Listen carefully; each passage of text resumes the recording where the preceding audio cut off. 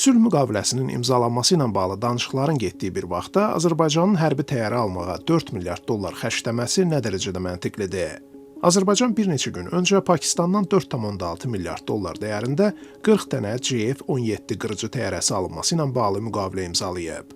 Müdafiə xərcləri onsuz da Azərbaycanın dövlət büdcəsində ən böyük paya malik istiqamətlərdən olub.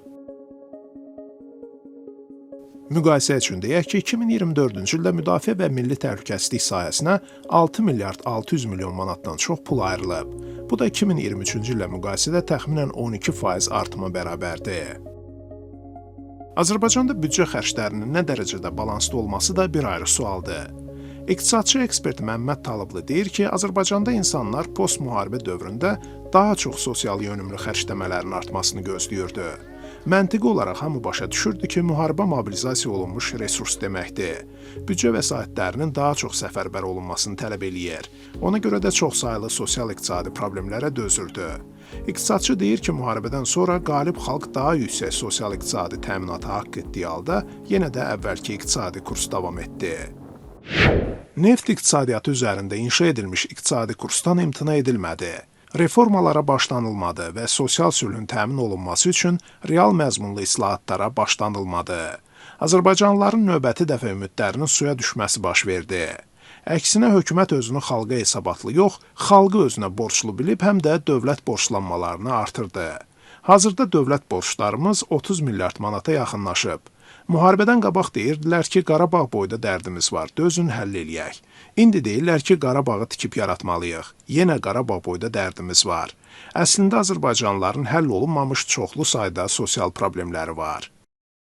Bakıdan Cənubi Qafqaz Tədqiqat Mərkəzinin rəhbəri Fərhad Məmmədov deyir ki, Azərbaycanın bu xərcləri artırmasının altında başqa səbəb axtarmaq lazım deyil. Bu yalnız özünü müdafiədir.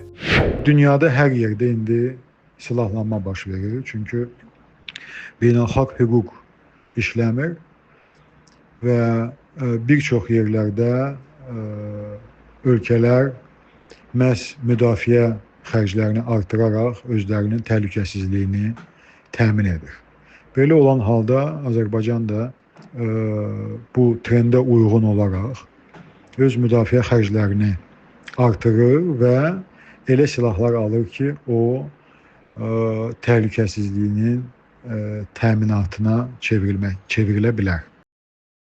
İqtisadçı müxalif Real Partiyasının sədri Natiq Cəfərlinin proqnozuna görə Azərbaycan və Ermənistan arasında sülh müqaviləsindən sonra silah alışı və hərbi xərclərə daha az vəsait ayrılması üçün şərait yetişəcək. Dünyada Azərbaycandan coğrafi olaraq daha üstün ölkələr var ki, daha rahat coğrafiyada yerləşən ölkələr var ki, onlar da hərbi xərclərini artırırlar. Azərbaycanda ümumi daxili məhsulun həcmini götürsək, məhz hərbi xərclər 2-3%-dir. Bu NATO standartlarına uyğundur. İqtisadçı əlavə eləyir ki, bunların fonunda sosial xərclər ümumi büdcə xərclərinin 41%-ni təşkil etsə də effektiv deyil. Onun sözlərinə görə illərdir müzakirə edilən uşaq pulu verilmir, digər ehtiyacı olan şəxslərə verilən məbləğlər isə yetərli deyil. Uşaq pulu istəyirik. Uşaq pulu. Sayın hökumətdən uşaq pulu tələb edirik.